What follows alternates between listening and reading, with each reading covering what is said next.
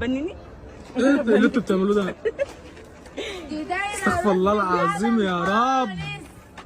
استغفر الله العظيم يا رب. الأخلاق ملهاش علاقة بالمكان، الأخلاق ملهاش علاقة بالظروف الاقتصادية والحالة المعيشية.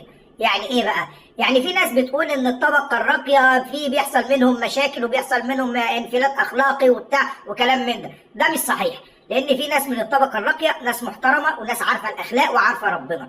اما بقى الناس اللي بتقول اصل المناطق الشعبيه كلها رجوله وكلها اخلاق، انا من منطقه شعبيه وزي ما انتم شايفين دي من منطقه ريفيه او من منطقه شعبيه، بس ما عرفوش حاجه عن الاخلاق، فكده في الحلو وكده في الحلو وكده في الوحش وكده في الوحش.